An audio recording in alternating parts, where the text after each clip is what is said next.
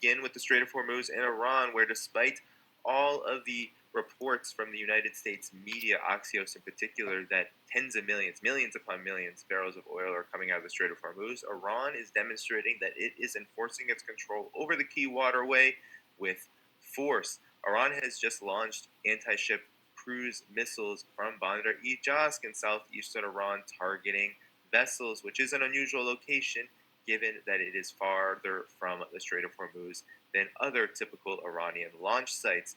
And this came as an F 35 United States fighter jet put on its emergency signals near the UAE during these munitions attacks by Iran, which was fired toward the Strait of Hormuz from Bandar e-Jask, and the fighter jet was forced to land in the UAE.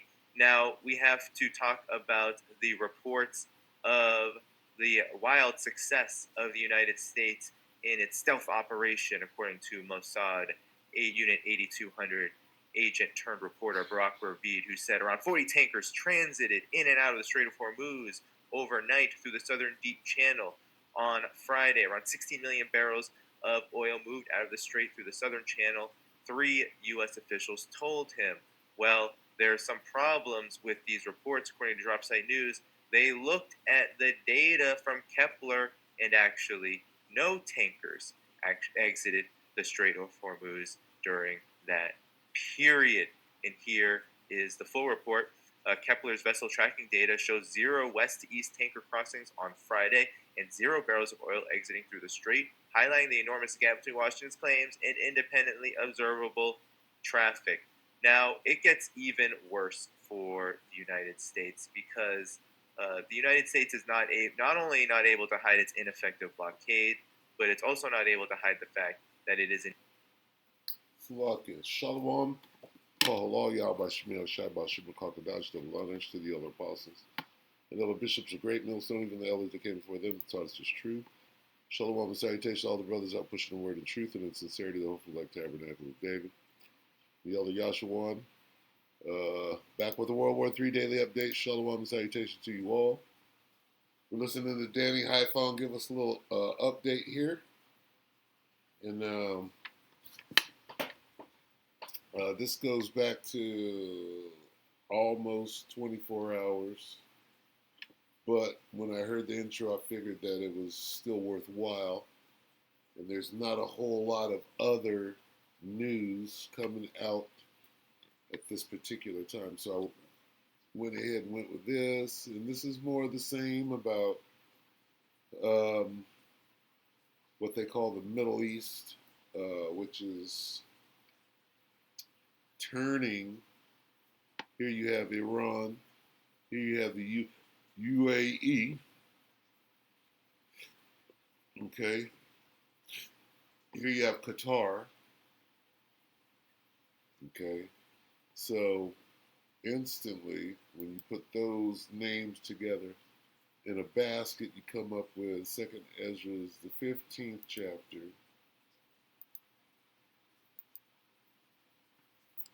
In this game of filtering, go to the Carmanians, which is 30. Also the Carmanians. And then, here's what's going on. Let's start at 29. Okay, right here you have the Arab nations. They're being called the dragons. 2nd Ezra 15:29, where the nations of the dragons of Arabia, the Arab nations, right, going back to this, Qatar, Arab nation, UAE, Arab nation, Iran. No, I guess they don't fall in, but there's Arabs in Iran too, right? But all of those Gulf states, if you will, okay, fall under,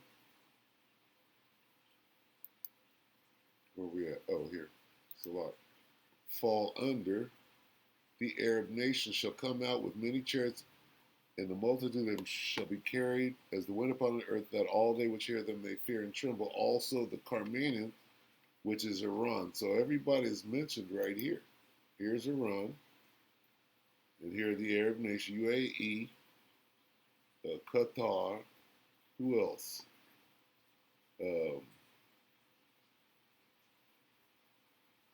whoever may be named in this thing. Uh, who was it? Saudi Arabia is in the news right now. So, Saudi what? Saudi Arabia. The dragons of Arabia, the nations, the Arab nations. What are they doing? Right here it says the dragons are going to remember themselves, remember their nature, and turn. They're going to remember their nature, they're crazy wild men, and they're going to turn themselves and conspire together. They're going to come back together. Because right now they're divided among themselves because Esau went and made a particular bargain with each one of them, and they all stuck to it. Now it's all the deal. Really, the deal came to an end, I believe, in 2021, the petrodollar deal, and they had the option to reinstate it, and they decided not to do that. They were going to mess with the Chinese in the yen or the yuan or whatever, and so nobody has a deal at this time.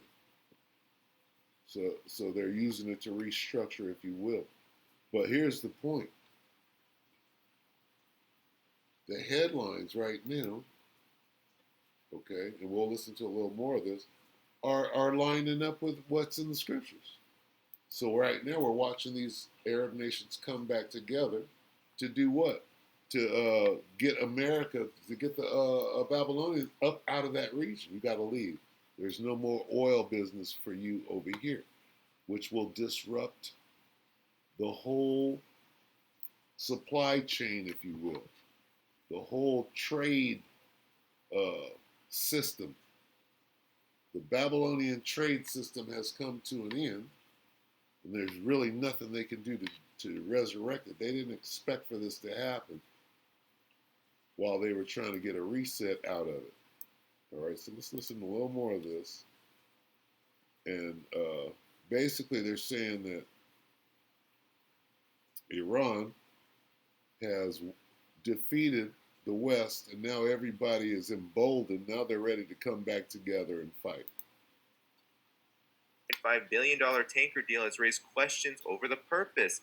Why is it that Qatar needs these KC-46As, these PW4062 turbo? They need to fight against Babylon because they're going to turn on them secretly.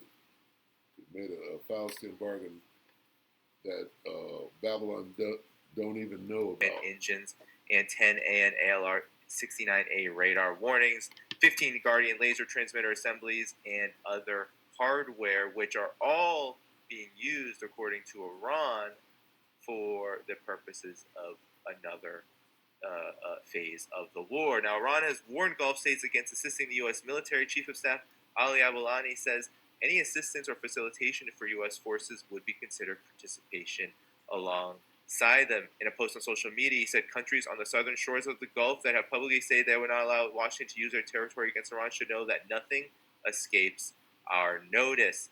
Now, this is an interesting dynamic because not only is Iran saying it is ready to retaliate in a preemptive manner against countries that continue to house things like refueling tankers, so key to the U.S.'s aerial attack on Iran in the future, but also we have the fact that Qatar is having major economic problems of its own, slashing its government budget by 30% as its LNG income collapses, according to a report from the Cradle citing the Financial Times. It's adding that Doha is also contemplating further cuts to deal with the fallout of the U.S.-Israeli war on Iran.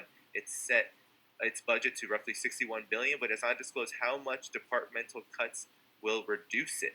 Of the other 6 Gulf states, Qatar faces the steepest downturn in 2026, an 8.6 decline in overall output. And why is that? Well, because Iran absolutely obliterated its Ras Laffan gas hub, which handles more LNG exports than any other facility worldwide, and was struck by Iranian drones and missiles in February, 4 days into the war. So Qatar is having major issues. And this economic war is set to have even more issues because Saudi Arabia, another hub for the U.S.'s refueling tankers, and many reporters have been saying that there has been a move to Saudi Arabia of U.S. hardware, military hardware, and assets out of Jordan and other destroyed U.S. bases like in Kuwait, but that Saudi Arabia's visible oil exports have plunged to roughly just 2 million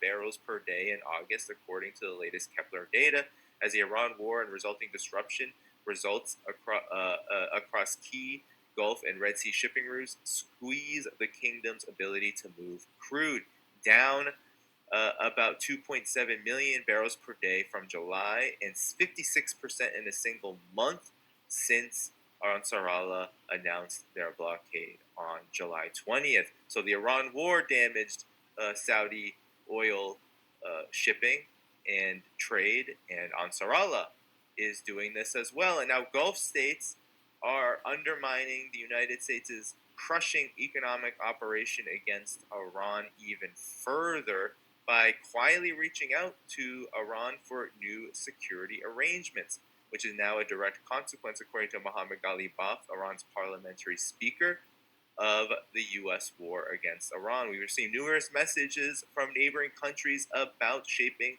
new security arrangements and economic cooperation in the region. The United States put the security of every single one of its allies at such risk through bullying and pure disregard for their interests for the sake of Israel that they briefly saw their entire existence on the line. So the Gulf countries, these include the UAE, Kuwait, Saudi Arabia in particular, have reached out to Iran for independent security arrangements away from the United States. And for many who call Mossad Pezeshkian a moderate and somebody who may undermine more militant factions in the Iranian government, Iran says the world has approved our victory of the U.S. According to The Hill, this is citing Mossad Pezeshkian's comments saying that the war between the United States and Iran should actually just end now because the world has accepted Iran's victory in the conflict. The entire world approved of our victory, and the U.S. is hated, he said to the IRNA news agency. And this is in response to Trump's call to increase economic warfare against Iran in order to squeeze it and, as Scott Bessent said, inspire the population to conduct regime change against the country. So what does all of this say about the current state of the war? Well, one, it says that actually, according to reports, Iran is not having difficulty enforcing its blockade and its stranglehold over the Strait of Hormuz. What it would say is its territorial integrity and sovereignty, as it continues to enforce a zero tanker limit on the strait. And this is in contradiction to attempts by Barack Ravid and the Trump administration to manipulate the market and say otherwise. This also contradicts the notion that Axios put out just days ago that the Strait of Hormuz is not just being reopened, but that the United States has a stealth operation which is evading Iranian missile and drone fire and allowing all of these tens of millions of barrels of oil to get out of the strait.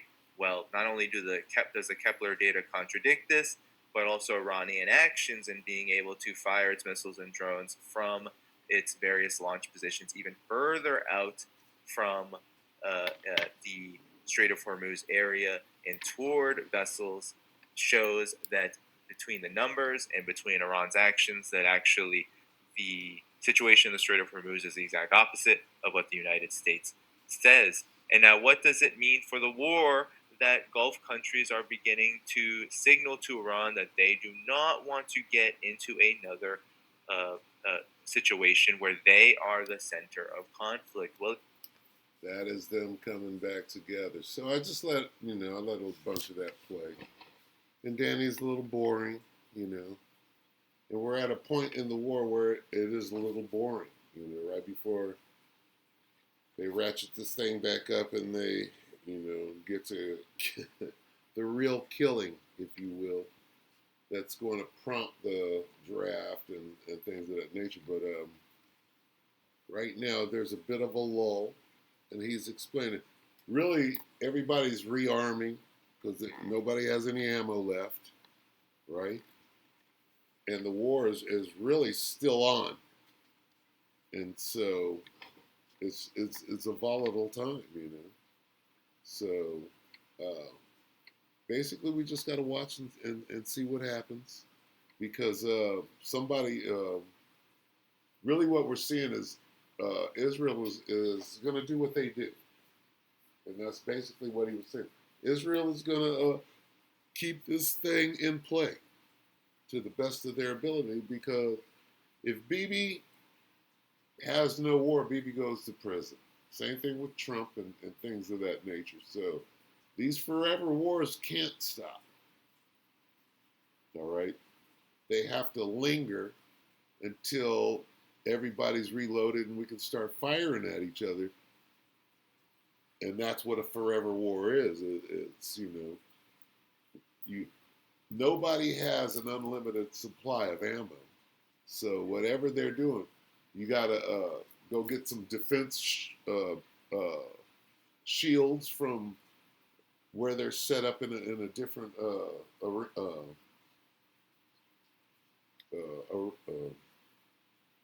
what am I saying?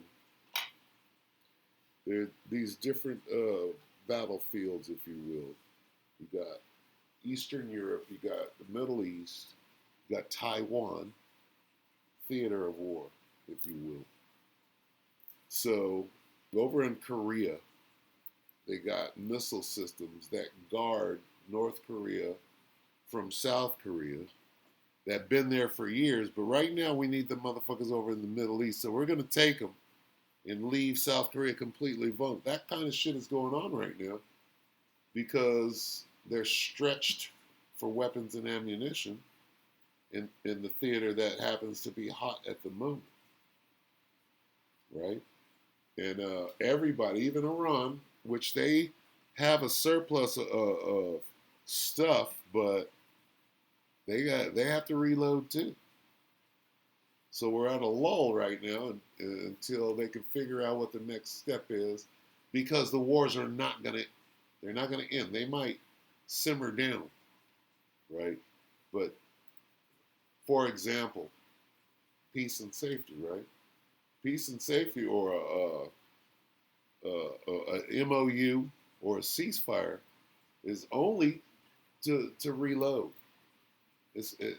No, the language in that thing is not even considered. Oh yeah, yeah, you get this, you won, you won, and we surrender. And as soon as we get 3 more shells, nigga, we're gonna fire them at our earliest convenience.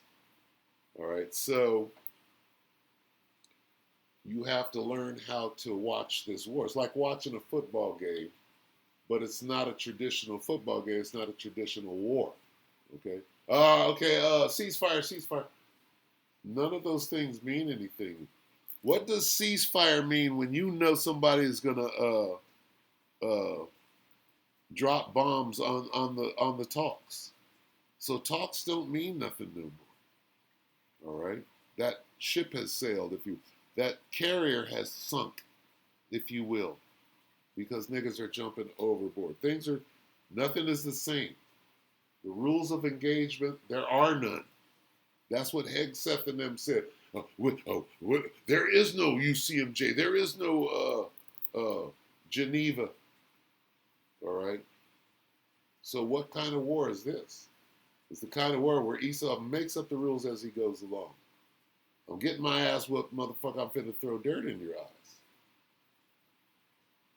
All right. So anyway, what we're gonna do is we're gonna continue to monitor and filter.